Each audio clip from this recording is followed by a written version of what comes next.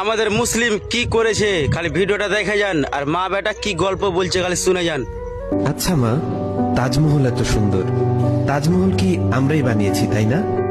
না তো, যিনি বানিয়েছিলেন ওনার নাম সম্রাট শাহজাহান, উনি মুসলিম ছিলেন। ও আচ্ছা, তাহলে কুতুব মিনার নিশ্চয়ই আমরা বানিয়েছি?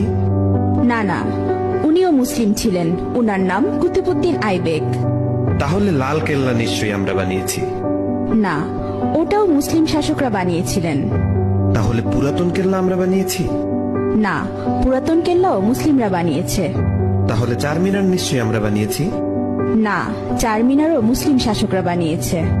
মা, আমি শুনেছি ভারতের সবচেয়ে বড় ও পুরাতন রোড গ্র্যান্ড ট্রাঙ্ক প্রায় 3000 কিলোমিটার পর্যন্ত বিস্তৃত, সেটা তো আমরা বানিয়েছি। না না, গ্র্যান্ড ট্রাঙ্ক রোড আমরা বানাইনি। গ্র্যান্ড ট্রাঙ্ক রোড এক মুসলিম শাসক বানিয়েছেন, উনার নাম শেরশাহ। আচ্ছা, তাহলে হাজারদুয়ারি প্যাসেজ নিশ্চয়ই আমরা বানিয়েছি? না বেটা, এটাও মুসলিম শাসকরা বানিয়েছে। আচ্ছা, তাহলে মুঘল সাম্রাজ্য আমাদের ছিল তাই না? না, মুঘল সাম্রাজ্য মুসলিমদের সাম্রাজ্য ছিল। আচ্ছা, জয় হিন্দ এই শব্দটাকে আমরা প্রথম তৈরি করেছিলাম?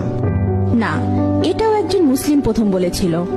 আচ্ছা মা, সারে জাহা সে আচ্ছা হিন্দুস্তা হামারা এই শব্দটি আমরা প্রথম বলেছিলাম তাই না? না, এটাও একজন মুসলিম কবি লিখেছিলেন, উনার নাম ইকবাল। তাহলে প্রথম স্যাটেলাইট লঞ্চ নিশ্চয়ই আমরাই করেছিলাম? জি না, ভারত অনেকবার স্যাটেলাইট লঞ্চ করেছিল, কিন্তু প্রতিবারই ফেল হয়েছে।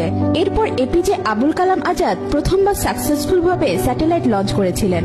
উনি না থাকলে আজ ভারত স্যাটেলাইট লঞ্চ করতে পারত না। তাহলে পারমাণবিক অস্ত্র নিশ্চয়ই আমরা বানিয়েছি? না না, পারমাণবিক অস্ত্র একজন মুসলিম আবিষ্কার করেছে, উনার নাম এপিজে আবুল কালাম আজাদ। তাহলে মুসলিমরা না থাকলে আমাদের কি হতো মা?